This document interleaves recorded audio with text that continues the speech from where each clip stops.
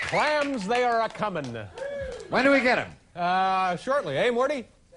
7, 8, and there will be a full 200, a full complement of clams. Man, a battalion of clams. Our next guest is perhaps the most popular talk show host in the United Kingdom, and his current offering is entitled Tonight with Jonathan Ross, which is currently broadcasting from here in New York City, live back to England every night. Ladies and gentlemen, please welcome Jonathan Ross. Oh, Jonathan.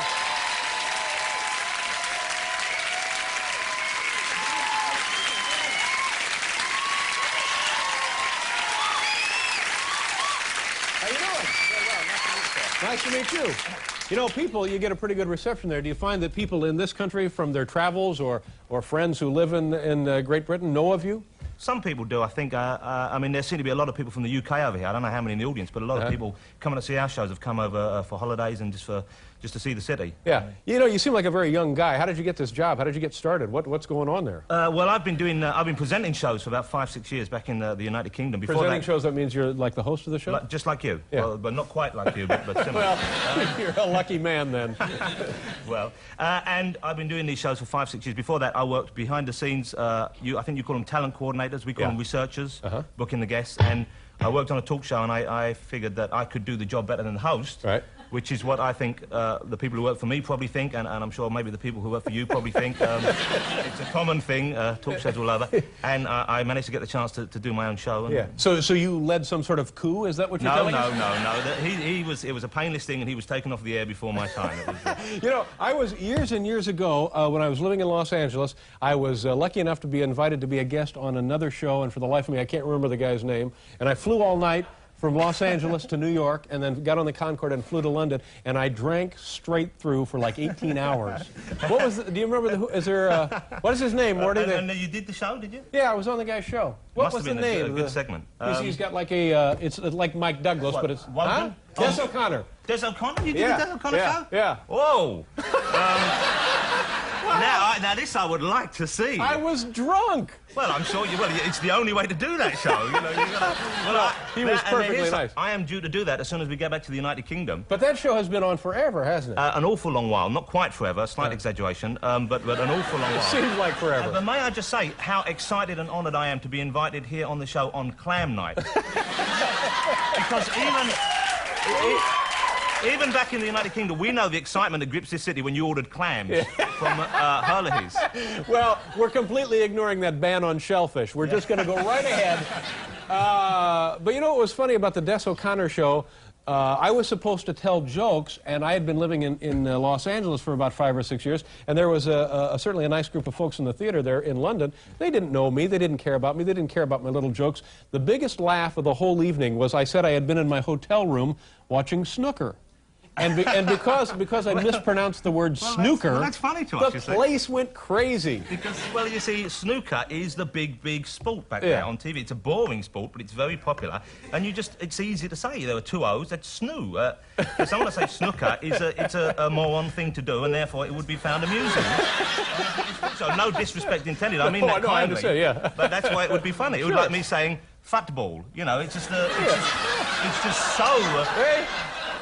remarkably simple. To get it wrong means you were just very stupid and therefore... And kind of a boor and, had no business being in the country. And did they invite you back on the show? No. No, they never did. But I had a feeling that this is the kind of show that may be on 2 or 3 years, but I understand it's been on ever since and was on like years before that. Well, you see, it's very hard to be taken off the air in Great Britain, you see, because, I mean, I've had many shows, some have been very successful, some have failed miserably, and they survive. People, you know, it's very laid-back attitude. They say, well, it's not very good, is it? No, it's not really. and that's the meeting you'll have to determine, and then they'll say, well, no, thanks for coming by, and you'll go back and do it again. Whereas here, it's a brutal, it's a tough world, I know. Yeah. Well, now, try to explain to us what it is when we go over there, because I think Americans are surprised not only at what seems to be the lack of a variety of certainly commercial television, but also commercial radio. Well, it's hard to find radio when you're... We don't have as much. I mean, it's broadening out, but you see, it's a very strict country. You know, they have lots more rules. I mean, your country seems to be commercially run. You know, it's like if someone can make a buck doing something, the government will let them do it. Absolutely. And in our country, it's very different. They kind of don't want you to make any money. And like when they opened up the radio recently, they let 2 new stations come on the air. One was a jazz station, and you know, it's limited appeal, and the other one was a Greek station, which is fine. nice for the Greek population to have a station, no use whatsoever to the rest of us, you know, and that's... But who's making those choices? Who's making the decisions for that? Greek people, I imagine. Yeah. I don't know. I'm not party to this. And your show now, what kind of things are you doing on the present incarnation of the Jonathan Ross Show? It's pretty much a standard talk show, certainly by American standards. I guess what makes it different is in England we don't have the same kind of talk shows. We don't have anywhere near as many, and they're not so much fun as the ones over here. So we're doing a combination of celebrity guests and also some of the wacko sort of people you would have on.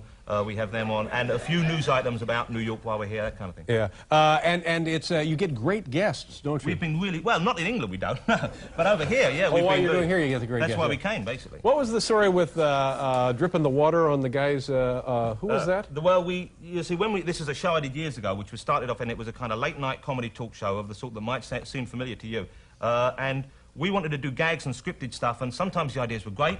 And sometimes we had those moments, I believe you described them as a dry patch on the snow. Yeah, whatever, yeah. You've had a few this evening, and masterfully. We had many of those, and we had Rob Lowe booked on the show, and Spike Lee. Spike Lee. And we thought Spike Lee was, as he would be in She's Gotta Have It, a light-hearted young fella. And he's a very nice man, but he's not a light-hearted man, is he? Yeah. Very serious, I believe. Very serious, very intense young man. Yeah. And I had no idea of this, and we thought a great gag on the show would be the studio roof is leaking, and there's water dripping in throughout the show. You see, you'd have liked it. Throughout the show, pots and pans are being put on the desk, and I was doing an interview with Spike, which turned out to be a very serious discussion of the issue of racism in this country. Meanwhile, there's big tubs in front of him, filling with water, and the show, it just really went down the pan from there. And by the time poor Mr. Rob Lowe, and of course this was before we had interesting things to talk to Mr. Lowe about. He was just another pretty boy actor, and now after that, of course, now he's a respected filmmaker, I believe. So nothing to talk about, and it was one of those interviews, and I'm sure you must have had them, presumably with Mr. Grodin, I gather, where there's nothing coming back, and you're just having a hard time.